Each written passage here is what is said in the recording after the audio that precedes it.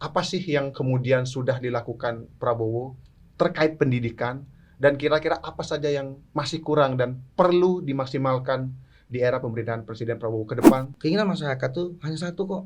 Jangan kami kasih beban untuk pendidikan dengan biaya-biaya dan lain-lain. Intinya sekarang itu orang pada menggaungkan pendidikan gratis. Nah, ini apakah berarti anggaran BOS selama ini tidak berhasil? Nah, ini bisa ngerembet lagi nih kalau Anda membuka BOS, ya kan? Iya, iya, iya. Kenapa ini nanti muncul lagi? Loh, kenapa kok honor kecil? Masalahnya satu, Mas. Guru sekarang takut Mas jadi pendidik, Mas. Kan udah titip nih, ya kan? Iya. Harusnya didikan karakter anak ini ada di guru. Guru itu kelemahannya satu, Mas. Belum ada undang-undang yang benar-benar membela perlindungan atas guru. Mungkin abang bisa ngasih pandangan ya, kenapa tidak seperti ini? Kenapa nggak mau seperti ini? Mungkin menurut abang ada pertimbangan tertentu nggak ya, kira-kira? Padahal mereka pintar semua loh. Dan hal seperti ini tuh nggak mereka pikirkan, betul nggak? Iya. Nggak mungkin pernah nggak terlintas di benak Iya. pemangku kepentingan. Nggak mungkin hal sebegini, hitung-hitungan ini tidak terlintas di mereka. Sebenarnya mungkin mereka tahu. Atau parah juga kalau mereka tidak tahu sama sekali ya.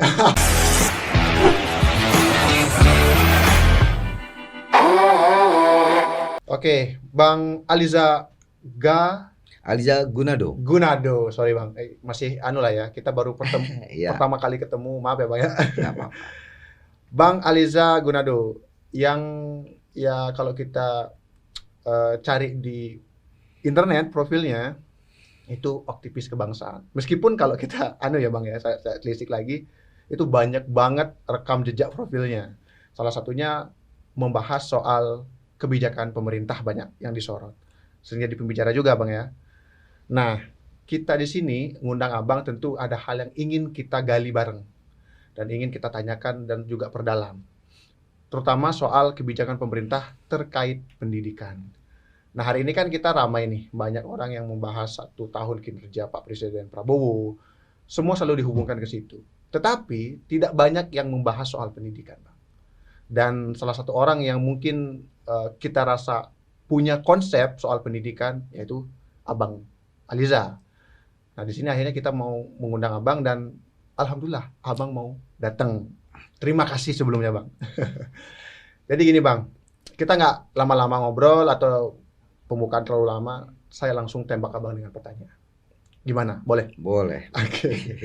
Nah, di 1 tahun Presiden Prabowo Gibran ini, apa sih yang kemudian sudah dilakukan Prabowo terkait pendidikan, dan kira-kira apa saja yang masih kurang dan perlu dimaksimalkan di era pemerintahan Presiden Prabowo ke depan, utamanya soal pendidikan. Karena masalah pendidikan ini soal yang cukup kompleks, dan APBN kita juga mengamanatkan yang angka cukup dan paling tinggi untuk di pendidikan. Tetapi pelaksanaan seperti apa? Kalau menurut Abang, silakan. Terima kasih. Ya. Pertama saya diundang di sini. Kalau kita ngomong masalah pendidikan ini ya, sebenarnya untuk mengevaluasi Pak Prabowo yang dia baru 1 tahun, mungkin 1 tahun ini tahap dia tuh lagi membawa program-programnya dan memasyarakatkan programnya. Kita juga belum harus fair karena belum bisa menilai dengan 1 tahun terhadap pendidikan. Oh, belum bisa dinilai. Tapi ya kan, kalau kita bicara pendidikan, saya mau bicara pendidikannya itu begini. Kita lihat jauh ke belakang sampai ke depan. Intinya adalah keinginan masyarakat tuh hanya satu kok. Jangan kami kasih beban untuk pendidikan dengan biaya-biaya dan lain-lain. Intinya sekarang itu orang pada menggaungkan pendidikan gratis. Pendidikan gratis. Nah, pendidikan itu kan ada, kita bagilah 2. Ada perkuliahan dan sekolah SD, SMP, SMA. Pendidikan menengah 12 tahun. Dasar, menengah dan tinggi kan? Atau kita katakan pendidikan 12 tahun dan perkuliahan. Jadi sebenarnya masalah pendidikan ini kalau ada yang pro kontra, ada yang bilang gratis, ada yang bilang belum. Sebenarnya kita tarik ulur. Sebenarnya kalau SD, SMA, SMP, SMA itu memang sudah ada diperhatikan dari 2 presiden sebelumnya, Pak SBY. Seingat saya itu 2005 itu ada dana BOS yang pertama muncul itu. Bantuan operasional sekolah. Tapi itu bantuan operasional sekolah. Pertanyaannya, pendidikan gratis atau tidak? Kalau saat ini beberapa revisi, kalau hari ini ditanya, silakan tanya kepada sekolah dasar, SMP, SMA negeri, tidak dipungut biaya memang. Betul, tidak dipungut biaya. Tapi BOS itu hanya untuk operasional. Oke. Satu permasalahan yang jarang orang perhatiin. Apa, Bang? Gini, kalau memang sekolah gratis, kenapa masih banyak yang putus sekolah? Iya kan? Itu. Nah, akhirnya kita ulik nih. Setelah saya perhatiin, ini saya akan jabarkan dulu beberapa hal ya kan, sehingga kedepannya enak kita bicara. Oke. Contoh nih ya. Pertanyaan nih, kalau memang 2005 saya sempat ngambil ngeprint nih, ini dari data tenaga kerja, profil ketenagakerjaan umum Indonesia di Februari 2005. Oke. Jadi mereka itu Badan BPP Tenaga Kerja itu mereka bikin data. Ini saya lepas karena saya ini plus. Jadi kalau baca dia harus ini minus. Jadi apa sih indikator keberhasilan SD, SMP, SMA gratis selama 20 tahun terakhir? Harusnya tidak ada yang putus sekolah dong. Di SD. Tidak ada putus sekolah di SMP. Nah, ketika saya ngelihat di Februari 2025, ternyata angka kerja, kita lihat patokan usia angka kerja yang saat ini. Dari angka kerja saat ini, penduduk usia kerja itu 216 juta. Penduduk Indonesia yang penduduk usia kerja itu dibagi dua, yang bukan angkatan kerja sama angkatan kerja. Anda pasti kaget ketika saya nyebut angkatan kerja itu 153 juta. Jadi 70% dari penduduk Indonesia itu usia kerjanya itu 70%. Nah, dari 70% itu 153, bayangkan 34% usia angka kerja itu SD ke bawah. Oh, tingkat pendidikannya SD? Tingkat pendidikan SD ke bawah. Jadi angka usia kerja Indonesia itu 34,99% itu lulusan SD. Artinya anak SD di tahun 2010 sekarang itu kan udah harusnya masuk ke kerja. Nah, kalau kita lihat gini, artinya apa?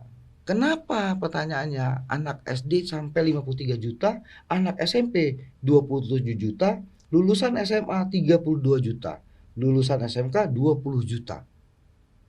Usia kerja saat ini. Bayangkan semua yang usia kerja saat ini itu 34,99% dari penduduk Indonesia itu dia putus SD di 6 tahun ke belakang. Oh, berarti baru ya? Berarti banyak dong. Nah, kalau menurut saya dari data ini PR kita cuma satu, pendidikan. SD, SMP, SMA memang benar gratis. Tapi kita harus meningkatkan bagaimana penyemerataan pendidikan bisa diterima sehingga tidak ada yang putus SD, SMP dan SMA. Ternyata saya banyak berbicara beberapa masyarakat. Ada yang dilupain oleh negara. Apa?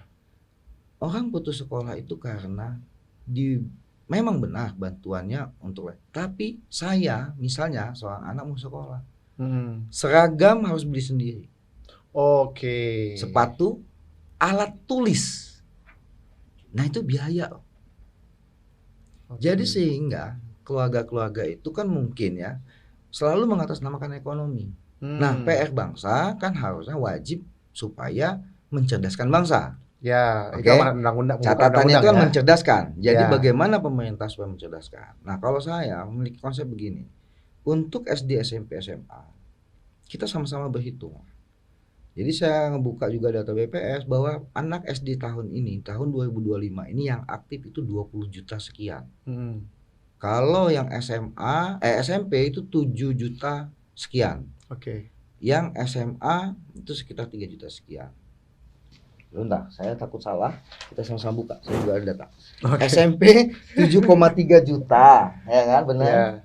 SD-nya ini 20,15 juta, SMA 3,99 dan SMK 2,4. Nah, saya hanya menginginkan apabila peran pemerintah di SD, SMP, SMA ini bisa meningkatkan anak 20 juta SD ini tidak ada yang putus sekolah sama sekali, maka 6 tahun ke depan tidak ada yang tidak lulus hanya sebatas putus di SD. Dia akan melanjutkan SMP.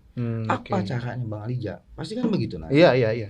Saya cuman punya ide. Ini hanya baru ide konsep gagasan awal. Kalau untuk selanjutnya silahkan kajilah. Masih banyak orang pintar di kementerian.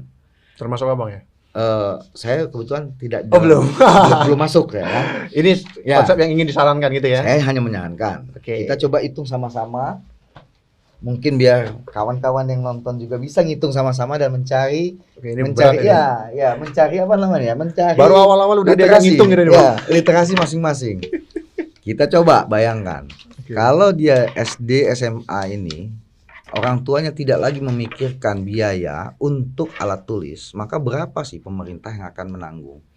20 juta SD itu kita anggap dia itu mau beli sepatu, baju, ya kan, kostumnya kita anggarkan misalnya kan 1 tahun, baju sama ini kita anggaplah 1 juta.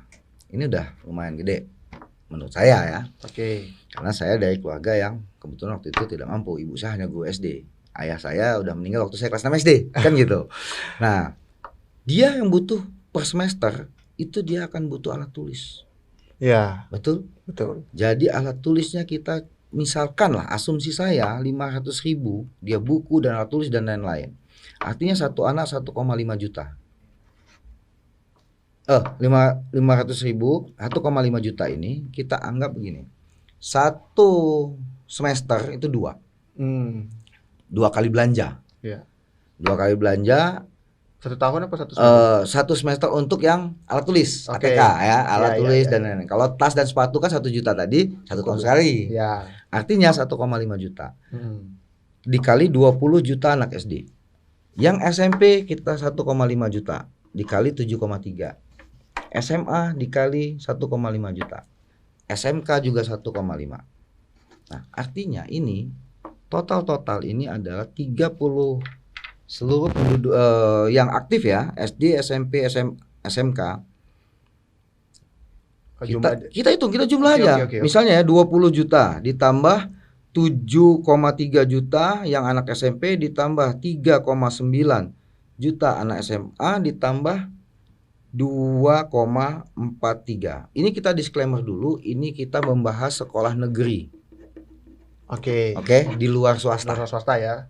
Karena kan tadi konteksnya negeri yang dianggap harusnya udah gratis ya. Harus gratis. Jadi kalau swasta mungkin ke depan. Bereskan dulu negeri, kalau memang pemerintah ada duit lagi lebih bisa. Swasta beda cerita lah ya. Jadi 33,6 siswa aktif SD, SMP, SMA sampai SMK. Bila 1 tahun dianggarkan 1 anak itu untuk dari rambut sampai kaki plus alat tulisnya, buku dan lain-lainnya dikali 1,33 juta 600.000. Ini kita hitung global ya. Nanti kalau detailnya biarlah peneliti yang lain. 33 juta 600.000 dikali 1 juta 500. 1 tahun. Berapa totalnya? 50 triliun. Saya hanya mengusulkan 50,5 triliun dalam 1 tahun. Maka kendala orang tua, kendala anak untuk tidak berangkat ke sekolah, ada lagi nggak masalah? Nah, kalau abang bicara ini kan angka yang memang harusnya bisa dipenuhi kan? Harusnya bisa. Kalau kita bicara anggaran pendidikan yang hari ini itu besar sekali kan. Tapi kan abang tadi sempat, kita kembali yang soal abang notis tadi, bahwa ada anggaran BOS itu dimulai dari tahun 2005. Ini kan ada perhitungannya kan bang? Betul. Seharusnya dihitung kan? Per kepala kan hitungan apresiasi itu. Nah ini apakah berarti anggaran BOS selama ini tidak berhasil untuk mencegah putus sekolah? Bukan tidak berhasil. Karena kita lihat di peraturannya. Kenapa tuh? Di peraturannya dana BOS itu tidak menanggung untuk kebutuhan individu siswa.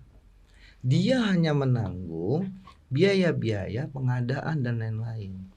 Bahkan honor. Ini kalau kita mau ngebahas BOS. Jadi sebenarnya anggaran ini bisa kalau memang mau dan mampu negara. Sehingga anak SD dia benar bangun pagi, dia hanya berangkat sekolah, orang tua juga sama, tidak lagi mencari tambahan lain. Anak saya sudah dijamin negara. Untuk operasional sekolah udah dijamin lewat BOS. Untuk kebutuhan individu apabila ini terlaksana, satu individunya ya kan? 1 tahunnya jangan, tapi dengan catatan jangan kasih uang cash. Oke. Kalau kita kan bisa ekonomi nih. Iya, Kenapa? iya. Karena bisa gerakin ekonomi juga ini. Contohnya pengadaan sepatu dan lain-lain, kan ada BUMN yang produksi yang lain-lain. Mungkin ada BUMN tekstil dan lain-lain. Biar BUMN itu bikin perusahaan BUMN atau anak perusahaan BUMN, bikinlah dia ya kan usaha untuk sepatunya, bajunya, tasnya, alat tulis dan lain-lain. Itu mungkin bisa mutar juga. Nah, karena apa? Kita kembali ke BOS. Kalau di BOS itu di Juklak Juknisnya ya. Juklak Juknisnya itu di tahun 2022 ada revisi di 2023.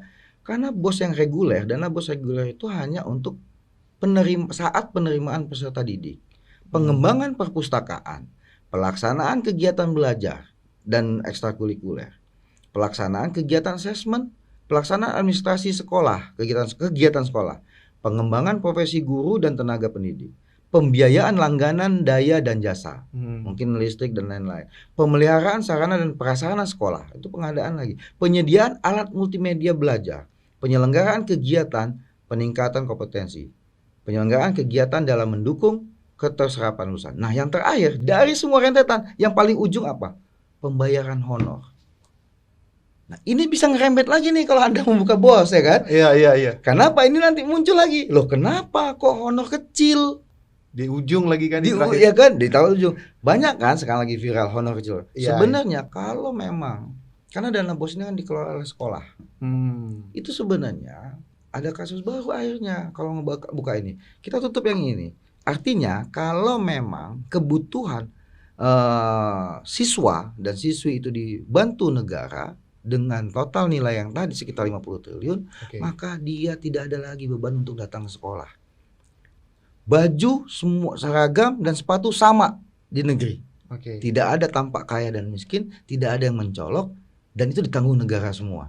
Artinya peran negara untuk menanggung mencerdaskan bangsa, bukan menanggung biaya ya. Ingat filosofinya. Untuk mencerdaskan bangsa itu bukan hanya ngasih materi dan BOS, tapi bagaimana orang yang di rumah datang ke sekolah semangat dan tidak ada lagi kendala. Tidak ada beban dan kendala. Nah, ketika di situ dengan 50 triliun anak-anak udah pasti ditambah lagi makan gratis.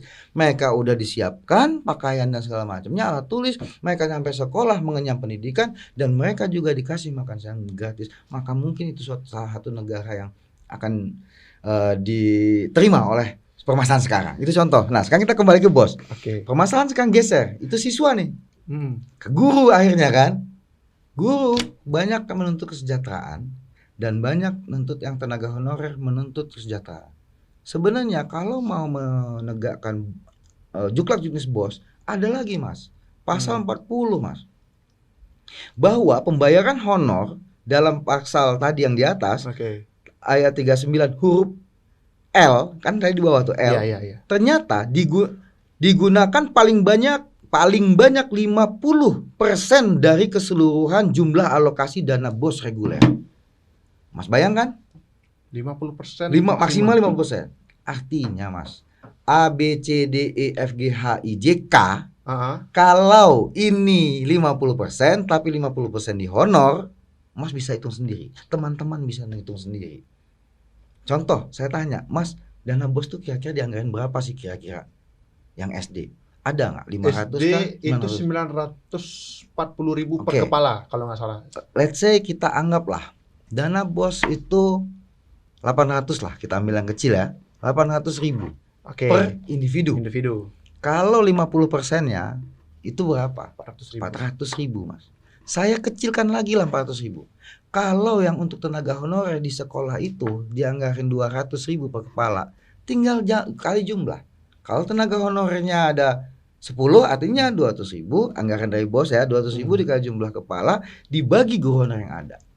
Udah kebayang? Saya nggak perlu ngitung nih. Kawan-kawan ngitung dan cari sendiri. Kawan-kawan ngitung sendiri. Berapa sih? Cari nih data. Berapa sih anggaran BOS itu terhitung dari kepala individu siswanya? Lalu buka di Juklak Juknis. Oke, kalau nggak bisa 50% dari dana BOS untuk honorer, katakanlah cuma 20%, artinya 160.000. Artinya 160.000 dikali jumlah siswanya berapa yang dia tanggung, ya kan? Dibagi, nah berapa? Kan ketemu angkanya sebenarnya honornya kan, gitu lah. Pokoknya bisa hitunglah sendiri. Untuk guru-guru honor jadi bisa dihitung intinya ya. tinggal kebijakan dan kebijaksanaan kepala sekolah. Kebijakan udah diatur, ya. Tapi kebijaksanaan pengelola anggaran bos ini, baik kepala sekolah atau yang lainnya, dia mau menggedekan yang mana, Mas? Gedekan yang honor atau gedekan pengadaan-pengadaan atau kegiatan, nah itu kebijakannya di sekolah. Berarti itu alasan kenapa hari ini banyak masalah guru honor. Yang bahkan ada yang 250.000 per bulan itu kan. Betul. Makanya kita lihat aja sudah dihitung. Udah ada kok juga. Teman-teman bisa buka lah. Ya kan? Jadi peraturan Menteri Pendidikan dan Kebudayaan ya kan nomor 63 tahun 2022. Itu ada revisi nomor 63 juga di tahun 2023 tentang petunjuk teknis pengelolaan dana bantuan operasional satuan pendidikan. Nah, kita ulik sama-sama. Ini kita sama-sama belajar lah ya. Jadi kalau masalah yang SD, SMP, SMA udah clear. Mungkin masih bisa jadi masukan lah pemerintah apakah jadi mau 50,5 T itu bisa menyelesaikan urusan beban orang tua dan keluarga individu, sehingga orang tua tidak lagi mikir anak saya ini mau sekolah, memang sekolahnya nggak pungut biaya, nggak ada SPP, nggak ada segala macam, tapi kan gimana ya kan gitu. Nah kalau misalnya negara ini udah ngebiayain dari ujung rambut ujung kaki, kebutuhan individu siswa itu udah ditanggung, bos udah jalan semestinya, tidak ada lagi alasan orang tua tidak mengantarkan anaknya ke sekolah. Bahkan saya juga mau menyarankan kepala desa, jangan sampai ada yang tidak sekolah. Bopong dia masukkan sekolah. Efeknya banyak loh Mas. Ketika banyak yang minat sekolah, tidak akan terjadi berita-berita ada SD yang tutup. Mas coba search Google. Banyak cerita Mas, SD negeri tutup karena tidak ada siswanya. Itu kenapa itu? Nah, salah satu penyebabnya apa Bang? Kalau menurut saya nggak bisa jawab kalau itu, ya kan? Kalau itu kita tanya sama dinas pendidikan yang di sana, kenapa? Tapi dugaan saya Mas, fenomenal sekarang. Ini masih asumsi. Saya boleh disalahkan, boleh dihujat nih. Fenomena sekarang kebanyakan orang tua yang ekonominya lebih mereka tidak mau mengantarkan anaknya sekolah ke negeri. Mereka lebih memilih ke swasta. Bagi ekonomi yang rendah, tadi permasalahannya beban individu. Akhirnya mereka tidak sekolah, anaknya putus di SD atau SMP. Kalau omongan saya salah, nggak ada tuh yang lulus SD atau lulus SMP sekarang udah gratis sekolah semua. Ini ada data Mas. Profil Ketenagakerjaan Umum Februari 2025. Nggak mungkin data yang dibikin tenaga kerja bahwa angkatan kerja menurut pendidikan itu ada untuk di tahun 2025 ada 53 juta alias 34,9% Mas lulusan SD. Nah, jadi ketika ada Mas baca berita ada sekolah tutup karena tidak ada siswa, sinkron dengan ini. Kenapa Mas Alija? Saya nggak bisa menilai, tapi saya hanya memberikan saran masukan kepada negara, sisihkan uang 50 T untuk biayai mereka, bantu seragam, sepatu, tas dan alat tulis untuk datang ke sekolah. Itu baru kita ngomong SD Mas. Oke Bang, sebelum lanjut ya, ini udah ya. Di awal udah diajak hitung-hitungan ini Ini hanya hitungan kasar. Mungkin nanti Kementerian Pendidikan, Kementerian Keuangan bisa ngitung lebih detail lagi lah. Bagaimana supaya minat orang tua itu tidak ada pikiran lain, anaknya udah lu berangkat ke sekolah gitu, tanpa beban, tidak putus SD, SMP dan SMA. Karena memang pada dasarnya banyak orang tua itu ketika anaknya mau masuk usia sekolah, wah tambahan biaya lagi. Nah di situ lulus SD nih misalnya, mikir lagi nih SMP nih. Memang nggak ada SPP, nggak ada segala macam. Kalau sekolah negeri. Bos pun itu bukan ke individu tapi ke operasional kan kayak gitu. Nah jadi, hari ini kan kita lihat ya beberapa sekolah yang dibuat mungkin bisa memenuhi kebutuhan ini semua. Di pemerintahan sekarang kan ada sekolah rakyat, tahu kan sekolah rakyat. Kemudian ada juga program sekolah Garuda dan program-program lainnya dari pemerintahan Presiden Prabowo. Nah, apakah itu bisa jadi salah satu bentuk alternatif atau masih belum menutupi permasalahan yang ini? Saya boleh usul dulu. Sebelum saya ngejawab ke situ, Mas. Sebelum saya ngejawab itu, ada satu lagi, Mas. Apa ini? Karena apa? Ada kaitannya nih dengan Garuda tadi. Dia ingin jadi untuk mempersiapkan, salah satu kan tujuannya menyiapkan individu tersebut bisa melanjutkan kuliah yang lebih tinggi kan. Ada. Pertanyaannya sekarang, dari semua ini beres, apabila ini beres, permasalahan satu lagi Mas. Kuliah. Oke. Apakah mau kita putus nih mencerdaskan bangsa di SMA saja atau melanjut kuliah? Saya juga punya usulan Mas. Udah saya bikin PowerPoint, tapi ini baru ide gagasan awal. Permasalahannya sekarang kuliah. Bisa nggak, mampu nggak pemerintah kalau kampus negeri itu digratiskan juga UKT-nya? Emang bisa Bang? Kalau saya bilang bisa dan mampu. Masalahnya mau atau tidak komitmen dari semua pemangku kepentingan. Nah, parameter gini. Dari mana Bang bisa lihat itu bisa gratis? Kita buka lagi Mas. Soalnya kalau ini kan 50 Mas, nanti lah kebutuhannya tidak banyak. Ya kalau bisa kalau dia lihat anggaran ya. Sekarang gini. Ush. Ada ini, kalau ini bentuk PowerPoint, kalau ini baru kita coret-coret aja. Jadi gini Mas. Kita tuh pernah Mas dengar KIP kan? Ya. KIP. Ya, saya juga salah satu penerima KIP. Alhamdulillah. Alhamdulillah Mas. Mas tahun berapa kena KIP-nya? Dulu namanya bidik misi. Masuknya di tahun 2015. 2015. Iya. Itu bidik misi. Nah, kita ngomong yang KIP kita mulai dari tahun 2020 dulu.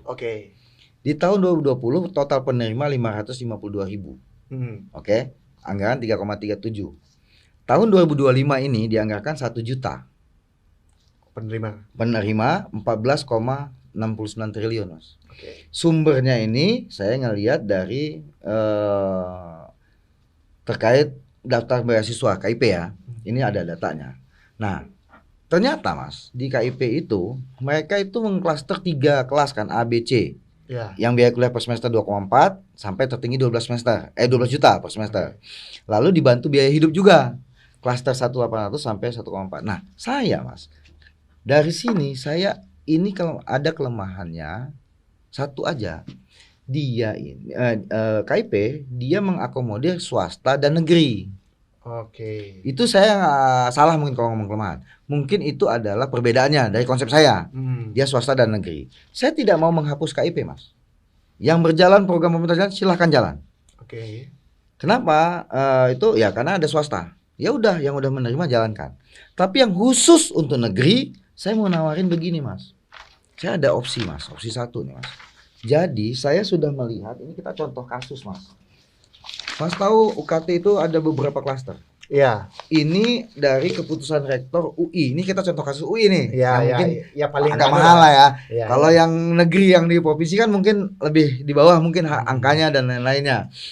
Tahun 2025 nomor 82. Nah, di sini itu ada Mas UKT. Jadi UKT itu Mas beda-beda. Yang pertanyaan apa tuh UKT? Jadi ada tingkat UKT 1 sampai 15 sampai 11. Kalau UKT 1 500.000, ini orang yang tidak mampu Mas. Ya kan? Nah, kalau saya ngelihat di data UGM, UKT 678 ini ke atas. Ini bayarnya tuh 10 juta, 12 juta UKT 8 kalau di UI ya. Itu berdasarkan pendapatan orang tuanya itu di atas 30 juta. Baru masuk UKT situ. UKT sini kan. Nah, artinya Mas, di sini kan ada pengklasteran. Anda miskin 500, Anda kaya bisa 12 sampai 5 juta. Kan gitu, ada klaster nih. Ya kan? Nah, saya punya konsep, saya itu selalu punya filosofi. Pasal 28 itu mencerdaskan kehidupan bangsa, itu kita tidak boleh mengklaster Mas. Mau Anda kaya, Anda miskin, mau Anda pintar, Anda rajin, atau Anda malas belajar, itu tugas negara loh Mas. Harus mencerdaskan dia. Iya kan? Nah, artinya saya memilih konsep begini Mas. Kalau kita ambil range antara 500 sampai 12, saya ambil rata-rata 6,6 juta per semester. Antara 500.000 sampai 12 jutaan. Kita anggap 13 juta. Kelas UKT 1 sampai UKT 7 lah. Nah, kita atau kalau di KIP klasternya kredit AC BA. Jadi saya hanya asumsi ini, bukan asumsi tapi saya ngambil umum ya, global. Kalau untuk detail ingat disclaimer. Nanti tolong diambil ini berkas, kaji lagi oleh Kementerian Pendidikan, Kementerian Keuangan ya kan, dan kementerian yang lain-lain. Ini hanya usul ide gagasan. Mas bayangkan, kalau rata-rata satu semester 6,6 juta satu siswa ya kan. Mahasiswa ya. 1 tahun artinya 13,2 juta. 13 juta lah. Iya, 13. Kita hitung, Mas mau tahu lagi kan angka berapa beban negara kan maksudnya ya, kan? Mau ya. Menggratiskan itu ya. Saya mau menggratiskan semester 1, 2, 3, 4, 5, 6, 7, 8. Agar semua semester ya. Agar semua lulusan SD, SMP, SMA yang gratis tadi dia terpacu semangat mereka untuk masuk ke sekolah negeri, Mas. Sekali lagi nggak ada permasalahannya tadi kan ada swasta dan negeri. Saya hanya ingin memacu semua anak-anak Indonesia tuh masuk ke negeri semua nih. Yang SD masuk negeri, SMP masuk negeri, semua semangat tuh masuk negeri kan. Nah, dengan gurunya nanti kita bahas yang lain. Yang penting ini dulu. Ngedorong mereka datang ke sekolah. Lulus SMA, mereka akan belajar motivasi mereka untuk masuk ke negeri lagi nih. Ketika 0% ya kan, tidak dibiayai. Berapa sih uang negara, Mas? Betul nggak? Kalau tahun 2025 ini sekarang semester 8, artinya dia angkatan 2022, Mas. Ya. Oke? Setiap semester itu ada ganjil dan genap. Sehingga kalau 1 tahun, maka semester 1 3, 5, 7 di awal ganjil, 2, 4, 6, 8 di genap. Ini kita gabung berarti beban 1 tahun itu adalah 1 sampai 8. Saya baru ngitung global secara umum. Kita menghilangkan faktor mana yang mahasiswanya udah nggak lagi mau kuliah atau dia tidak registrasi ulang, ya kan? Tapi saya ambil umum. Jumlah penerimaan di angkatan 2022, jumlah penerimaan angkatan 2023 sampai 2025 yang lulus prestasi atau tes. Jadi prestasi masuk nih. Tes juga masuk nih. Ya. Total itu ada yang aktif sekarang di seluruh PTN negeri Indonesia itu sekitar 1,86 juta. Jadi mahasiswa yang aktif. Nah, cara ngitungnya gimana aja? Udah tadi, Mas. 6,6 per semester, 1 tahun berarti 13.201 anak dikali 1,8. Mas tahu nggak angkanya berapa, Mas? SMA tadi kan 3,9 siswa. Yang kampus aktif negeri itu 1,86 juta. Kita kali, Mas, 13 juta. 13 juta satu anak. Berapa, Mas? 24,68 T, Mas. 24,68 T. Mau tambah lagi nggak, Mas? Saya kasih lagi opsi kedua. Apa itu? Menarik. Dia bayar kuliah udah tanggung ya kan? 24 ini ya. Ditambah lagi satu siswa kita kasih rata-rata satu anak 1 bulan biaya hidup 1.100.000.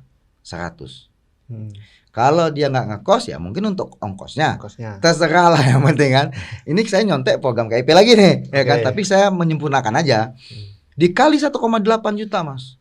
Artinya kalau dia ditambah tanggungan 1 bulan 1.100.000, sebulan 13 juta dengan yang tadi 1 tahun 13 juta, maka total tuh hanya opsi kedua nih. 49,361 T. Untuk perguruan tinggi. Negeri ya. Negeri. Tinggal pilih mau yang 49 atau 24. Nah, 49 karena dia tambah biaya itu 1 juta tadi. Kalau yang 24 dia hanya berapa, Mas, totalnya dengan SD, SMP, SMA tadi? Nggak nyampe 100 juta kan, Mas? 100 T kan, Mas? Sebenarnya masalah tuh bisa, Mas. Nah, pertanyaannya satu, Mas, nanti ditanya sama Menkeu dan lain-lain. Gimana cara pelaksanaan pembayaran? Nah, itu. Betul nggak? Itu harus detailnya. Apakah didistribusin ke orangnya atau ke kampus kan? Iya. Saya mau minjem contoh reimbursement ala orang sakit. Kalau kita pakai BPJS ke rumah sakit, BPJS. Ya kan? Rumah sakit nagihnya kemana? Ke dinas kesehatan. Jadi yang... Nah, maksud saya ini bisa kecil lagi loh, Mas, dari 49 sama 24. Kenapa? Karena ini kita berdasarkan jumlah peserta awal masuk kita total. Mas bayangkan kalau kita reimburse tadi, artinya setiap KRS, setiap anak KRS nih daftar, berapa biayanya nih? Ya kan? Dia setor. Nah, kampus ngumpulin tuh KRS anak-anak kan, formulir nanti yang klaim ke pemerintah gitu. Nanti klaim ke pemerintah. Sehingga uang ini juga belum tentu semua kepake, Mas. Kenapa? Karena kan ada setiap semester, setiap angkatan ada yang tidak registrasi, ada yang dia pindah kuliah. Kan gitu. Ya. Ada yang dia pindah ke luar negeri dan lain-lain. Artinya ini hanya batas maksimum, Mas. 50 SD, SMP, SMA, 49 kalau anak kuliahan. Kampus negeri, kembali ke negeri dulu, Mas ya. 49 kalau ada plus biaya hidup, 24 kalau tidak plus biaya hidup. Ini maksimal. Karena kan kita tidak ngitung yang tidak registrasi. Jadi sistemnya mana yang registrasi setiap semester, kampus tagih pemerintah. Apa yang terjadi, Mas, dari semua ini? Tidak ada lagi anak-anak yang pusing mikirin kuliah dan orang tua kuliah. Akhirnya apa? Tujuan saya ini, Mas, dari semua ini ya. Yang pertama itu, Mas ya, akses merata, Mas. Mas percaya nggak ini gara-gara ini akses bisa merata dan mengurangi kemiskinan? Kenapa? Karena gini, Mas. Semua latar belakang ekonomi, Mas, dikasih kesempatan sama negara. Kaya miskin sama. Kaya miskin sama. Untuk mendapatkan ilmu dari SD, SMP, SMA sampai kuliah dengan duit yang tadi kita hitung-hitung sama-sama. Nah, salahkan saya lah mungkin pemerintah. Enak banget Ali Jang ngitung gini-gini. Ya mohon maaf. Karena saya hanya ngitung global-global. Mungkin kalau lebih rigid, bikin feasibility study dan lain-lain, mungkin bisa lebih kecil lagi kok ini anggarannya. Ya kan? Nah, selanjutnya, Mas ya.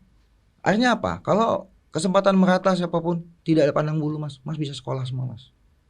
Nggak ada lagi orang yang nggak bisa sekolah. Berarti nggak ada tuh sistem beasiswa dan sebagainya itu hilang semua deh. Mas, sekarang ini, Mas, kalau beasiswa untuk orang apa, Mas? Pintar. Betul? Ya. Yang tidak mampu, saya zaman dulu waktu zaman saya kuliah, mahasiswa namanya, minta keterangan ke kepala desa. Ya kan? Sama dulu saya. Orang kaya bisa sekolah, Mas. Bisa kan? Bisa. Lewat jalur mandiri dan lain-lain dan swasta. Mas, saya ini, Mas, keluarga petani singkong waktu dulu saya. Ayah saya meninggal, saya umur 12 tahun, dia pegawai Bank BRI. Tapi kan kita meninggal di tahun 90-an. Mas berapa sih pensiunannya? Ibu saya guru SD. Bagi saya, Mas, yang ekonominya pas-pasan, ya kan, sederhana. Dan otak saya ini juga pas-pasan, ya kan? Dan mungkin banyak teman-teman lain juga di Indonesia ini yang di tengah-tengah, Mas. Dia jenius dan pintar, tidak rajin, tapi ekonominya juga tidak lebih orang tuanya, tidak bisa lewat jalur mandiri. Itu di mana, Mas? Tugas negara untuk mencerdaskan kami, Mas. Jadi segmen itu tersentuh. Segmen ini tersentuh. Segmen yang cerdas tersentuh. Segmen yang kaya pun tersentuh, Mas. Yang ekonominya lebih. Karena kita tidak pandang latar belakang ekonomi. Semua rata dengan pola ini.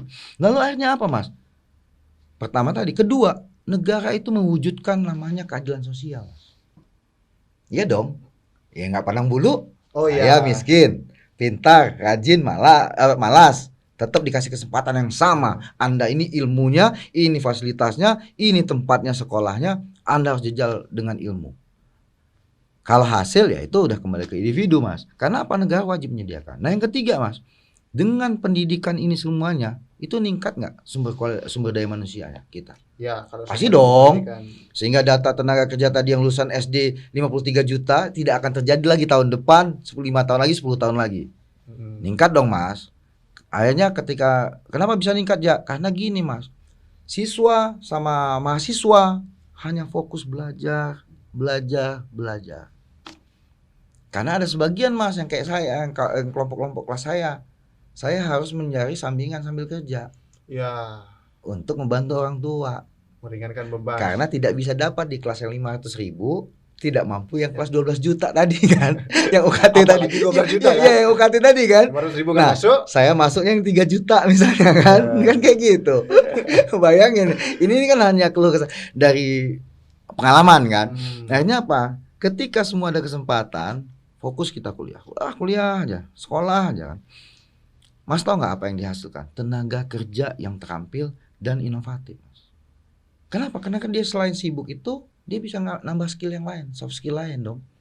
Karena ada waktu 24 jam tuh dia nggak kepake yang untuk dia cari duit dan sampingan. Yang keempat, Mas percaya nggak? Ini bisa mendorong perekonomian. Kalau ini terjadi nih, Mas. Kenapa? Karena negara kita punya tenaga yang berpendidikan lebih tinggi. Dongeng ekonomi kenapa? Karena mendorong produktivitas. Bisa dia jadi pekerja atau dia menciptakan lapangan pekerjaan. Karena kualitasnya udah bagus. Yang terakhir, Mas, manfaat atau tujuan saya ini untuk dengan uang hampir 100 T ini investasi jangka panjang, Mas. Negara itu wajib investasi jangka panjang di pendidikan. Karena apa? Masa depan itu ada di kaum muda nantinya. Dengan level pendidikan yang udah tinggi, pengetahuannya tinggi, bisa inovasi, daya saing, mau di dalam negeri, di luar negeri, dia udah tinggi, dia jago. Inilah salah satu tadi Garuda. Tujuannya kan yang ini. Oh ya. Betul nggak tujuannya kan untuk daya saing.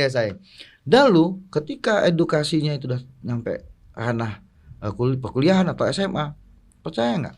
Mereka kaum muda ke depan ini akan menjadi kunci pengambil kebijakan dan keputusan yang tepat. Karena kan mereka udah banyak ilmu. Nah itulah konsepnya tadi Mas sampai kampus ya. Jadi kebayang ya kalau saya ada uang negara mau menyisahkan ini 150 tadi SDM itu clear. Nah kembali ke pertanyaan Mas sekarang Garuda. Ya. Rakyat. Mas ingatkan penjelasan saya tadi.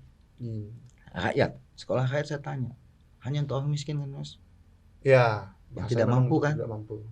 Ada gap nggak Mas di negara ini akhirnya menciptakan? Misalnya kan? Nah, lalu kedua sekolah rakyat itu kan baru launching 100. Ya. Nanti 165 rencananya. Iya tahun depan. Berapa banyak yang diakomodir Mas? Sedangkan ingat yang SD, SMP, SMA tadi 33 juta loh se-Indonesia. Tapi kalau konsep saya ini dia bisa rata semua. Lebih cepat gitu loh, ngejarnya nih. Mau berapa lama nih gitu loh sekolah rakyat nih kan. 100 tahun depan 165, tahun depan lagi mungkin bisa Mas. Silakan. Saya nggak menghalangi. Lanjutkan dan jalankan Mas. Tapi saya hanya menawarkan pilihan. Apabila negara berperannya seperti ini, tingkatkan seluruh sekolah dasar SMP, SMA se-Indonesia yang negeri, tingkatkan untuk daya maunya anak itu ke sekolah, kurangi beban orang tuanya dengan memenuhi kebutuhannya, maka itu kan terisi semua, tidak ada sekolah yang tutup. Nah, itu satu Mas. Tujuannya kan sama, supaya orang mau sekolah. Karena apa? Konsep sekolah rakyat itu bagus Mas. Dia kan akan ditanggung nih kebutuhannya, ya kan? Lalu tinggal di asrama Mas. Makan 2 kali sehari. Kan gitu, karena tinggal di asrama. Konsepnya nih, ya kan? Apa bedanya dengan konsep saya Mas? Bedanya cuma tidak tinggal di asrama sama tidak makan 2 kali, tapi makan 1 kali lewat MBG. Ya. Betul nggak? Ya. Nah, saya minta nih, yang tadinya sekolah rakyat itu kebutuhan kan, seragam dan sepatu dan alat tulis. Tapi kalau dengan saya 50T, semua siswa SD, SMP, SMA se-Indonesia yang di sekolah negeri tertanggung sekaligus. Ini aja bedanya. Iya kan? Iya. Jadi iya kan?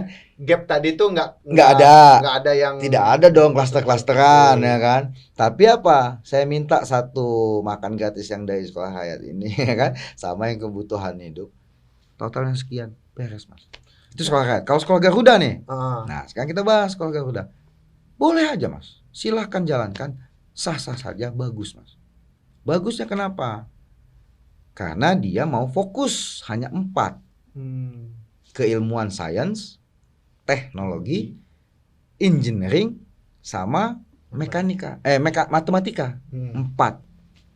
Bagus tujuannya. Tapi pertanyaannya, saya anak IPS di mana? Kebetulan saya IPA ya, saya teknik sipil nih. Saya bisa masuk nih, mungkin.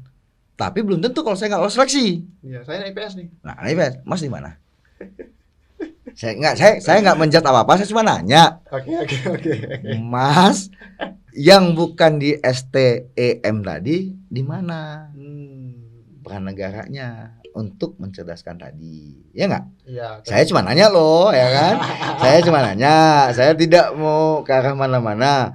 Nah, tapi Mas, kalau yang versi saya tadi kita aktifkan yang kampus dan SMA ini, kan itu rata semua. Mas tahu nggak bedanya? Mbak Stella itu cuma memberikan itu dia ada 3 nih. Bu Wamen ya? Bu Wamen. Dia bikin sekolah Garuda ini kan pertama mau menyeimbangkan akses, yakni pemerataan kesempatan bagi semua anak Indonesia untuk berprestasi tanpa batas wilayah. Oke? Saya tanya, Mas terbatas nggak untuk masuk sekolah Garuda karena IPS? Kalau nemu 4 tadi ya? Iya. Mohon maaf Mas ya. Itu satu ya. Saya nggak ngebantah. Saya cuma nanya nih, ya kan. Yang kedua, tujuannya Mbak Stella itu ya. Kedua, dia sebagai inkubator kepemimpinan.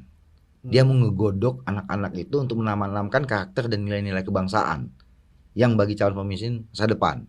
Oke, itu.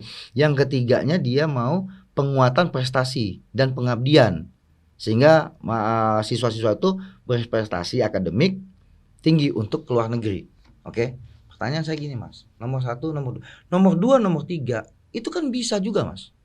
Di SD, SMP, SMA masukkan ke dalam kurikulum. Kurikulum yang bagaimana membangun karakter kepemimpinan, ya kan? Calon pemimpin masa depan, membangun juga prestasi-prestasi akademis di SD, SMP, SMA negeri. Ini tetap jalan. Dia untuk menampung sains, teknologi, engineering sama matematik. Tapi saya minta poin-poin yang Mbak Stella itu tolong terapkan juga di sekolah umum. Di sekolah umum yang negeri ini.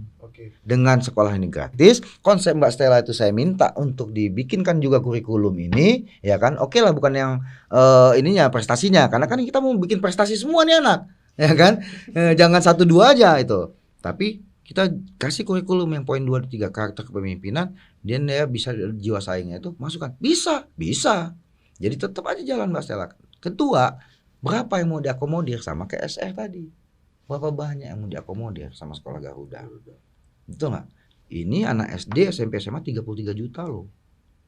Tapi maksud saya konsep sekolah Garuda, konsep sekolah rakyat, nggak apa-apa dia jalan. Tapi saya bisa tarik loh 2 ini. Konsep yang tadi ya, yang Mbak Stella tadi, kurikulum karakternya, kepemimpinan, masukkan ke dalam sekolah negeri ini, plus dana 50T untuk kebutuhan siswanya. Kita lihat hasilnya. Cepat mana untuk mencerdaskan bangsa? Berapa banyak jumlahnya dengan saya ini? Itu Mas. Nah, ini kan jadi apa nih? Kalau Abang bicara soal itu tadi, ini kan kita mengarah kepada kualitas pendidikan kita ya, kualitas satuan pendidikan ya. Karena hari ini seperti yang Abang bilang, ketika orang tuanya merasa sudah mampu, akhirnya mereka banyak mengajak ke sekolah swasta. Nah, ini kan berarti ada gap kualitas. Oh ya, betul. Ada kualitas. Nah, mungkin ya kalau coba saya posisi di kita diskusi sama-sama nih. Kita posisi di ambil posisi dari pemerintah. Karena mungkin kualitas pendidikan ya, mohon maaf. Negeri. Ini fakta ya. Bukan fakta, ini banyak terjadi, jadi banyak pemberitaan lah. Jadi seakan-akan mengindikasikan. Pun saya punya beberapa senior teman-teman, kalau saya punya uang, saya akan bekerja keras biar anak saya sekolah di swasta. Ini kan jadi asumsi mereka bahwa kan ada tanda petik di negeri itu pendidikannya kurang gitu, kualitasnya gitu. Jadi akhirnya menyebabkan mereka yang punya uang, mereka akan ke swasta. Akhirnya kan terjadi tadi sekolah banyak tutup dan sebagainya. Ini kan bicara kualitas. Nah, mungkin sekolah Garuda ini kan sama ya jadi konsepnya, tapi tetap kayak tadi Abang bilang itu terbatas. Nah, apakah memungkinkan konsep itu dibawa ke sekolah ini untuk meningkatkan kualitas? Dan tentu saja ya, anggarannya pasti nggak cuma itu doang kan? Betul. Pasti akan lebih banyak lagi. Abang gimana? Kita gini, masalah murid udah ada ya. Semangatnya dulu nih. Wah, ini sekolah orang tua udah selesai nih, ya kan? PR-nya lagi adalah bagaimana meningkatkan kualitas sekolahnya. Setelah sudah gratis, ya kan? Sekolah itu dikasih dana BOS dan lain-lain. Artinya tadi Mas, kembali ke komitmen pelaku pendidikan. Kenapa saya bilang gitu? Karena begini Mas, yang saya lihat tuh bukan kualitas negeri itu menurun tapi swasta meningkat. Enggak Mas, semua ada, perangkat ada, semua lengkap, bantuan ada, alat peraga semua ada. Masalahnya satu Mas, komitmen. Anda, baik itu swasta atau negeri nih, mau swasta, mau negeri, sebenarnya karakter pendidiknya, Anda apakah pendidik atau pengajar? Itu apa bedanya? Beda Mas. Nah kebanyakan, banyak kok sekolah negeri yang bagus, yang unggulan juga kan. Yang swasta juga banyak kok, swasta juga yang nggak bagus kan. Dia hanya labelnya mahal aja, banyak. Ini nggak bisa kita indikator swasta lebih bagus dari negeri, negeri lebih bagus dari swasta, nggak bisa kita indikator. Tapi yang saya jadikan indikator begini Mas, komitmen dari kepala sekolah sampai guru pengajarnya itu Anda menjadi pengajar atau pendidik. Karena gini Mas, ada beberapa oknum memang di sekolah negeri itu gurunya itu dia bukan pendidik Mas, tapi pengajar. Dia hanya pengajar tuh gini Mas, dia hanya menjejalkan teori dan sesuai textbook dan buku. Ya udah, saya masuk kelas, saya ngajar teori, semua sekolah sama Mas. Habis cabut kan. Mas, saya kuliah di kampus A, Anda kuliah di kampus B. Semua teori pasti sama Mas. Ya. SD, SMP, SMA, kuliah, semua sekolah negeri, semua teori sama. Yang ngebedain cuma satu Mas, pendidik. Ini yang agak langka. Pendidik ini dia bukan hanya mengajarkan teori, tapi dia bagaimana keseharian di sekolah itu dia mengajarkan karakter, seni budaya, membangun mental siswanya. Contoh aja banyak kasus sekarang, anak merokok, guru udah negur berulang-ulang kali masih ngelunjak. Kasus yang di Banten ya. Banten misalnya.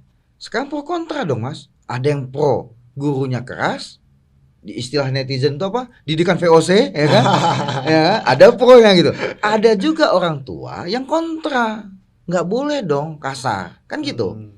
Lapor sana, lapor sini. Kalau saya gini Mas, inilah kebanyakan antara orang tua sama guru. Filosofi sekolah itu apa? Setahu saya Mas, filosofi sekolah ini membantu anak-anak, membantu orang tua yang orang tuanya ini mungkin zaman dulu ke ladang atau sekarang menjadi pekerja, ya kan, karyawan. Anak-anak ini siapa yang ngedidik? Hari siangnya Mas. Ya. Nah inilah adanya sekolah. Sekolah ini dititipkan anak-anaknya untuk mendidik keilmuan maupun pembangunan karakter. Yang mungkin bagus tadi Mbak Stella pengen bangun karakter jiwa kepemimpinan, daya saing, lalu akhlak dan lain-lain. Nah ini kan tugasnya di sekolah, ya kan? Artinya Mas, kembali ke komitmen para guru. Guru sekarang, lulusan guru-guru sekarang, paham nggak filosofi ini?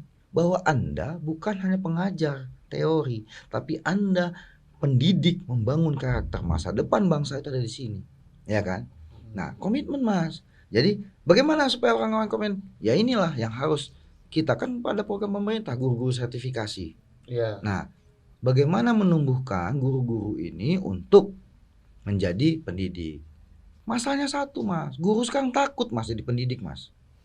Kan udah titip nih, ya kan? Yeah. Harusnya didikan karakter anak ini ada di guru. Guru tuh kelemahannya satu Mas, belum ada undang-undang yang benar-benar membela perlindungan atas guru. Nah ini mungkin ya gara-gara ngomong ini saya mohon usul juga sekalian nih. Tadi udah kita ngomong bahas siswanya ya, kesejahteraan. Nah saya cuma usul, kalau bisa adalah dikaji, dianalisa, mungkin ada banyak yang lebih jago, susunlah undang-undang perlindungan guru, sehingga guru tahu mereka itu harus sejauh mana, sebatas mana, sehingga mereka tidak sebatas guru Mas. Mak saya guru SD Mas. Saya diceritain sama mak saya zaman sekarang ini. Mak saya kan baru pensiun 3 tahun 4 tahun lalu. Kalau nggak salah 4 tahun ya 3 tahun lalu. Dia cerita memang beda sekarang kata dia. Kami ini takut, mau negur anak takut, ya kan? Apalagi kalau udah anak tuh berulang-ulang kali ngelunjak. Makanya banyak kasus sekarang anak sekolah mukul gurunya, ngelawan gurunya, tidak ada hormat, tidak ada ini. Karena guru sekarang udah masa bodoh, takut. Mau ngedidik nanti ada laporan, ada ini. Akhirnya sudahlah. Semangat guru sekarang itu menurun karena tadi mereka banyak ketakutan, takut salah. Sehingga mereka ya udah saya datang ke sekolah ngajar, pulang udah cari aman ya. Cari aman. Nah, ini harus dikaji di luar dari yang pendidikan gratis ya. Oke. Kayak kita harus sama-sama mengkaji dari beberapa pemangku kepentingan bagaimana melindungi guru ini supaya dia nyaman, aman dan dia bisa mendidik anak-anaknya. Ya tidak harus kayak VOC atau apa, tapi dia tahu rambu-rambunya. Karena tadi Mas, anak-anak sekarang itu ya saya nggak mau nyalain generasi sekarang, tapi mungkin kita harus komitmen Mas, semuanya. Jadi saya nggak mau nyalain siapa-siapa. Komitmen pemerintah bagaimana kita melindungi guru, komitmen pemerintah untuk memenuhi kebutuhan siswa dan anak kampus, ya kan, bukan hanya dana BOS, bukan hanya bikin sekolah-sekolah lain-lain. Bagaimana pemeran pemerintah untuk membuat nyaman orang tua yang tidak pusing bikin anak sekolah lagi, tapi orang tua akhirnya tugasnya hanya mendorong anaknya ke sekolah, sampai di sekolah guru ini mendidik anak-anak sekolah dan dilindungi dalam undang-undang sehingga mereka itu punya kewajiban untuk mengubah karakter anak-anak ini. Apalagi kan di sekolah Garuda katanya kan ada semi militer, ya kan? Nah, kenapa di sini enggak gitu loh? Sama gitu loh ya kan? Jadi ini komitmen semuanya Mas. Komitmen kita sama-sama. Teman-teman yang nanti nonton juga komitmen lah sama-sama. Kita cari tahu sama-sama solusi ya. Kita hitung sama-sama. Apa yang saya ucapkan semua itu kita hitung sama-sama. Kita cari solusi. Kita bantu dorong ke pemerintah untuk nyari solusi. Boleh kita protes, kita bikin gerakan aksi, boleh. Tapi saya lebih ke arah ke solutif, Mas. Ayo kita cari sama-sama, kita bahas sama-sama. Jadi ini sekarang pemasaran itu hanya meluas. Gurunya begini, berita mahasiswanya begini, siswanya begini. Ini tadi karena satu, mereka akhirnya tidak fokus untuk sekolah dan belajar. Guru juga fokus hanya jadi pengajar. Cari aman. Cari aman. Itu. Belum lagi kita bicara ya kembali ke tadi gaji, Mas kebayang lah ya. Sebenarnya ya. saya untuk kampus tadi sekitar 24 sampai 49. Kalau SD SMP SMA untuk kebutuhannya tahunan 50. Itu beres itu ya. Insya Allah. Nah, pertanyaannya Bang. Dan mekanismenya ingat berdasarkan siapa yang registrasi ulang ya kan, yang data ulang dia reimburse tagihannya ke pemerintah. Itu teknis. Teknisnya jangan di drop ke kampus-kampus ya kan. Jangan. Jadi ladang lagi itu kan. Sistem Mas yang bikin. Sistemnya kayak itu aja, kayak tagihan BPJS itu. Gitulah kira-kira. Nah, ini kalau kita bicara ini kan sesuatu yang memang ada hitung-hitungannya dan kalau berdasarkan apa yang Babang paparkan tadi kan ini sebenarnya kita bisa. Nah, tergantung kemudian hari ini mau atau tidak. Betul. Nah, jadi pertanyaan sekarang, kalau ini bisa gampang atau bisa sesederhana ini, hitung-hitungannya bisa, kemudian dan harusnya dari sisi anggaran kita bisa dan mampu. Pertanyaannya Bang, mungkin Abang bisa ngasih pandangan ya, kenapa tidak seperti ini? Kenapa nggak mau seperti ini? Mungkin menurut Abang ada pertimbangan tertentu nggak ya, kira-kira? Padahal mereka pintar semua loh. Dan hal seperti ini tuh nggak mungkin nggak mereka pikirkan, betul nggak? Iya. Nggak mungkin pernah nggak terlintas di benak pemangku kepentingan. Nggak mungkin hal sebegini, hitung-hitungan ini tidak terlintas di mereka. Sebenarnya mungkin mereka tahu, atau parah juga kalau mereka tidak tahu sama sekali ya. Nah, bukannya orang pintar semua Mas di kementerian-kementerian dan di Pokja atau apapun itulah ya kan, lembaga penelitian dan lain. Nah itu saya nggak tahu Mas. Nah kalau Mas tanya sesederhana ini, kenapa tidak terjadi dari kemarin-kemarin, ya kan? Kenapa harus kita gerakan sekarang? Kalau ini saya gerakan ini, ayo Mas kita dorong sama-sama ini Mas. Bila perlu kita berdua atau teman-teman nanti pemirsa kita paksa ini harus terjadi kan? Kalau kata saya mungkin beberapa tahun ini Mas, kita ini terlalu tersibuki dengan berbagai banyak urusan, ya kan? Urusan negara ini mungkin banyak. Nah, pemerhati urusan pendidikan ini mungkin banyak tapi lagi tidur. Sebenarnya banyak yang tidur, Mas. Bukan hanya saya, Mas. Pertanyaan lagi, yang perumus-perumus ini banyak, Mas. Tidur mereka, Mas. Gini, Bang. Kalau semisal ya, Abang kan punya konsep hitung-hitungannya jelas dan matang. Kira-kira nih, kalau Abang misalnya diminta nih ya, sekarang kan belum ya. Ini kan dari luar ya, akan agak susah kan. Ini agak bagus juga tanya. Ada gini, ngomong di luar bisa aja, dan sebagainya. Coba masuk ke dalam. Oh iya. Abang misalnya kalau tiba-tiba ini panggil nih Aliza nih kemana, Bandidasmen atau apa nih, bantu sini bisa nggak? Mas, jabarin kamu anggarannya jelas ke sini gitu. Kalau Mas tanya saya sekarang, Mas, saya berani dan siap, Mas. Saya bukan masalah lain-lain, Mas ya. Karena kapan lagi nih, Mas? Kalau nggak dimulai sekarang. Karena tadi ingat angka usia kerja tadi, Mas, 53 juta itu tahun ini tuh lulusan SD. Nah, kalau nggak dimulai sekarang, saya berani, Mas, siap. Siapapun yang manggil, nggak harus kementerian, nggak harus siapa. Ada lembaga penelitian sekalipun yang belum tentu jelas nanti dipakai pemerintah atau tidak, untuk ngitung sama-sama dan kita membuat konsep feasibility study-nya lebih detail, saya siap gabung, Mas. Apapun saya siap gabung. Siapapun, Mas ya, mau organ kemahasiswaan, mau dia hanya pengusaha yang pemerhati pendidikan, mau dia lembaga-lembaga penelitian, lembaga konsultan, saya siap gabung, Mas.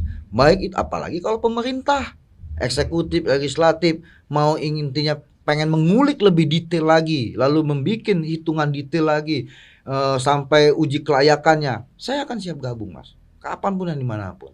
Bahkan, Mas ya, jangan sampai kawan-kawan juga mikir, oh ini proyek Alija nih, jadi yang proyek. Enggak, Mas.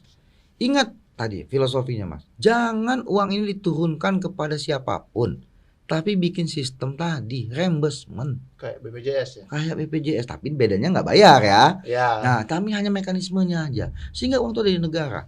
Oh, proyek pengadaan baju, sepatu, tas dan alat tulis gitu kan. Ingat saya bilang tadi Mas, jangan dikasih ke siapapun. Bikin BUMN atau anak perusahaan BUMN yang fokus kepada alat tulis kantor, alat tulis, sehingga dia bisa ke alat tulis kantor, dia bikin seragam, bisa juga dipakai nanti seragam ASN atau seragam, ya kan? Jadi, nah lalu bisa sepatu sama tema saya katanya yang pilot, sih ambil aja jadi ini tuh pabrik kan ada alat semuanya. Akhirnya apa? Muternya uang di situ. Kalau itu dulu jadi proyek, nggak bisa nih proyek apa ini? Jelas-jelas ini uangnya untuk reimbursenya kampus-kampus, sekolah-sekolah ya kan. Kalau yang anak SD SMP-nya dia tidak dikasih duit, barang dari BUMN langsung di drop ke sekolah-sekolah, selesai. Jadi jangan ada buruk sangka. Kadang mas, program bagus atau ide bagus nggak jadi jalan karena kita itu beberapa oknum kita itu lebih gede buruk sangkanya duluan mas. Oh, suujon duluan ya. Nah, suujon dan buruk sangka terhadap ide gagasan yang akhirnya ada perdebatan, debatnya jalan terus ya kan, ributnya terus, wacana jadinya ini nggak jalan-jalan. Oke. Tapi ini menarik sih kalau misalnya tadi soal itu ya. Kalau abang misalnya untuk pengadaan dan sebagainya itu kembalikan ke BUMN sampai ke alat tulis, bakal ada banyak penolakan dari pengusaha nih kayaknya. Nah, itu mas. Itu. Kalau yang kayak gini pengusaha swasta maksud mas kan? Iya. Swasta nasional atau bukan swasta nasional kan? Makanya mas. Ekonomi lagi itu yang kena nanti. Itu mungkin bisa ngejawab pertanyaan mas yang sebelumnya. Apa itu? Kenapa kok ini nggak terpikirkan dan tidak ada yang mengide atau jalan tadi? Pertanyaan sebelumnya kan gitu. Oke, kita ya kan? Makanya kalau mas tadi ngomong gitu, berarti pertanyaan mas sebelumnya, kalau ini sesimpel ini, sesederhana ini, kenapa kok nggak ada yang jalanin ini atau kepemikiran gini? Pertanyaan mas, saya nggak mau jawab pertanyaan yang kedua. Kenapa? Udah dijawab dengan pertanyaan pertama tadi. Iya kan? Iya nggak? Tapi kalau saya nggak takut mas. Siapapun pengusaha swasta yang tidak setuju gara-gara begitu ya konsep saya ini, atau kampus swasta nggak setuju, atau yang pengusaha tadinya udah mikir ada proyek pengadaan kebutuhan anak sekolah, tiba-tiba dia anuin ke BUMN atau Danantara, tidak setuju, ya paling resikonya saya mas. Abang siap dengan itu? Ya saya siap. Oke. Saya siap. Ya ngapain? Artinya kalau ada pengusaha swasta yang tidak setuju dengan ini, artinya dia bukan negarawan. Karena ini kita kan membahas negarawan. Kita pikir bangsa, negara, dan masa depan kita. Kalau yang dia nggak setuju dengan ini, dengan maksud dan tujuan yang lain, ya udah. Karena memang kalau kita bicara konsep yang ini cukup radikal ya. Iya. Sebenarnya simpel, cuma ini akan berasa seperti hal yang radikal. Saya sendiri ya merasa hal ini kayak, bisa ya sesederhana ini, kok dari dulu enggak gitu loh. Ternyata ya kita nggak tahu. Nggak tahu apa permasalahannya. Entah itu political will, kita nggak ya, tahu. Kita nggak tahu juga mas. Nah, jadi ini akan jadi sesuatu yang cukup radikal dan akan menimbulkan banyak pertanyaan. Dan nantinya ya abang mungkin ya selaku yang menawarkan ini pasti banyak yang menuntut pertanggungjawaban seperti apa. Dan saya yakin dengan kayak gini mas, tidak ada lagi deh mau menuntut pendidikan gratis mas. Udah beres semuanya mas. Udah gratis ya. Udah beres. UKT. Bahkan tadi kalau 49T yang kampus, kan dia udah dikasih bulanan 1.100.000 malahan. Ya. Iya kan? Nah mungkin kalau itu ke depan mungkin kita bisa bahas detail ya soal itu kan. Itu untuk perguruan tinggi detailnya gimana, teknisnya seperti apa. Yang pasti tadi mas, ini kita bukan menyampaikan swasta. Saya tambahan ya disclaimer juga. Ini kan untuk tahap awal mas. Setahun, 2 tahun, 3 tahun. Ini jalan. Nanti ke depan ketika ekonomi Indonesia makin baik ya kan, dengan adanya Pak Purbaya makin baik, lalu pendapatan negara makin besar ya kan, lalu kita akhirnya meningkat ekonomi, nggak menutup kemungkinan kok mas, SD, SMP, SMA swasta dan kampus swasta bisa diperlakukan hal yang sama. Menggunakan sistem iya kan, bisa kan. Tapi masalahnya kan sabar dong, satu-satu. Ini dulu. Swasta mau enggak? Ya nggak tahu. Yang pasti saya ingin menghidupkan kembali sekolah dasar negeri itu tidak ada yang tutup mulai tahun depan kalau ini jalan. Oke Bang, ini kayaknya udah banyak sekali ya. Terima kasih. Tadi seru juga ya? Iya. Ini hitung-hitungannya kira-kira ada nggak sih yang nyoret-coret kayak gini di sini nih? Sama di sini. Belum ada sih, belum ada coret-coret Waduh. data dan sebagainya. Ya kan kita sama-sama belajar, kita sama-sama mencari solusi untuk negara, ya kan. Dan saya juga nggak mau terkesan sok pinter. Dan bahkan teman-teman nanti yang nonton ini silakan koreksi. Ada masukan. Yang pasti kita gini. Tadi kita sama-sama saling koreksi, tapi koreksi membangun. Dan kalau memang ada teman-teman yang lain juga punya konsep yang lebih baik dari saya akan dukung gitu loh. Kita bisa kolaborasi. Ingat, jangan kita selalu banyak akhirnya perdebatan, diskusi, tapi nggak jalan-jalan. Nah itu ya kan.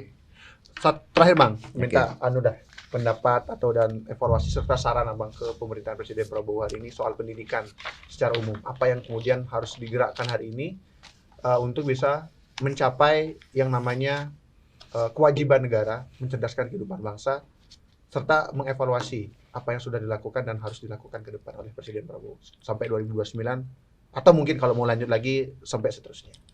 Oke, kalau saya sih jalankan saja Pak ide, gagasan, program kabinet Bapak yang ada saat ini. Mau sekolah Garuda, sekolah rakyat, tapi kalau bisa penamaan sekolah rakyatnya aja. Saya setuju programnya, tapi saya nggak setuju namanya. Kalau bisa gantilah, jangan sekolah rakyat. Jadi terkesan ada klaster. Oke, jadi ya kan? Abang tetap menotis soal klasterisasi dalam pendidikan itu jadi namanya lah. Apakah dia menjadi, kalau dulu kan Pak Harto itu ada pernah impres ya. Dia bilang aja lah sekolah prioritas, ya kan gitu kan enak, agak elegan lah. Nah jalankan aja sekolah Garuda, sekolah rakyat boleh. Tapi tolong kasih kesempatan yang di luar dari itu untuk perlakuan yang sama.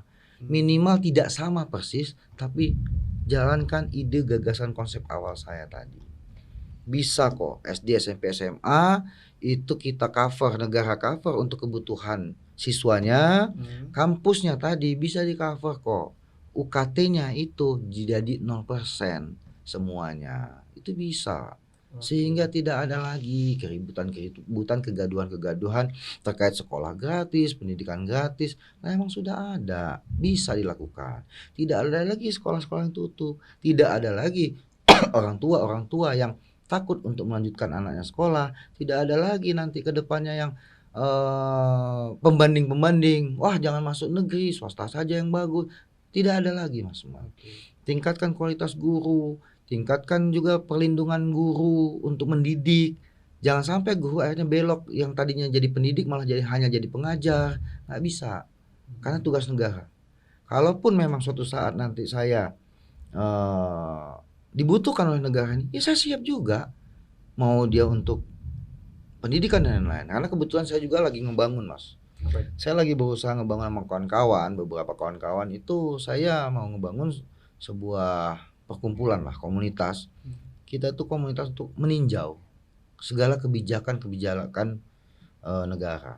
Jadi kita tuh sebatas komunitas tinjauan kebijakan negara. Nah ini salah satu contoh tinjauannya. Nanti ada yang lain-lain lagi kami sebenarnya peninjauan kebijakan. Tentu diharapkan dengan solusinya. Solusi, karena kita evaluasi, karena kelompok kami itu hanya tinjauan, evaluasi, analisa, dan solusinya harus ada. Atau ada gagasan ide baru, atau gagasan menyempurnakan yang sudah ada saat ini. Itu aja. Oke. Terima kasih Bang Aliza. Jadi gitu kawan-kawan Gemapos, perbincangan kita soal pendidikan yang cukup banyak hitungan tetapi sederhana dan harusnya bisa diterapkan oleh negara untuk menciptakan yang namanya kewajiban negara mencerdaskan kehidupan bangsa dan tidak lagi membebani individu dan juga orang tua individu yang sekolah terkait dengan beban-beban keperluan pendidikan. Terima kasih sudah menonton, jangan lupa like, komen, dan subscribe. Sampai jumpa.